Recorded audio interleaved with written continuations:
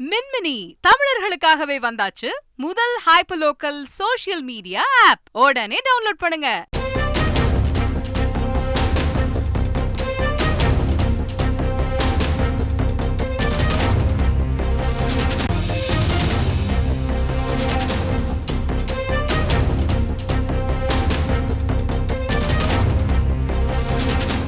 பாடலாசிரியர் ஸ்நேகன் மீதான வழக்கை ரத்து செய்தது சென்னை உயர்நீதிமன்றம். கூடுதல் விவரங்களோடு இணைகிறார் செய்தியாளர் சுரேஷ். வணக்கம் சுரேஷ்.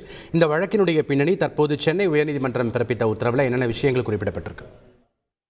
வணக்கம். பாடலாசிரியர் ஸ்நேகன் நடத்தி வரக்கூடிய ஸ்நேகம் அறக்கட்டளை என்ற பெயரை கூறி பொதுமக்களிடம் பணம் வசூலித்து மோசடி செய்ததாக பாரதிய ஜனதா கட்சியினுடைய நிர்வாகியும் நடிகையுமான ஜெயலட்சுமிக்கு எதிராக சென்னை மாநகர காவல் ஆணையர் அலுவலகத்தில் பாடலாசிரியர் ஸ்நேகன் ஒரு புகார் அளித்திருந்தார். இந்த புகாரின் அடிப்படையில் ஜெயலட்சுமிக்கு எதிராக காவல்துறையினர் வழக்கு பதிவு செய்திருந்தார்கள்.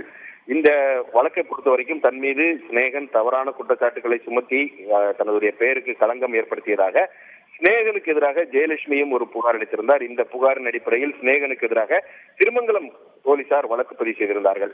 அந்த வழக்கை ரத்து செய்ய வேண்டும் என்று ஸ்நேகன் சென்னை உயர்நீதிமன்றத்தில் மனு தாக்கல் செய்திருந்தார். இந்த மனு நீதிபதி தமிழ்ச்செல்வி முன்பு விசாரணைக்கு வந்தபோது இந்த அறக்கட்டளை பெயரை பயன்படுத்தி தவறாக மோசடி செய்தது தொடர்பாக ஸ்நேகன் மீது பொய்யாக இந்த புகாரானது வழங்கப்பட்டிருக்கிறது. அந்த ஏற்கனவே கொடுத்த புகாருக்கு பதில் புகாராக பொய் புகார் அடிப்படையில் இந்த வழக்கு பதிவு செய்யப்பட்டிருக்கிறது என்று ஸ்நேகன் தரப்பில் வாதம் முன்வைக்கப்பட்டது.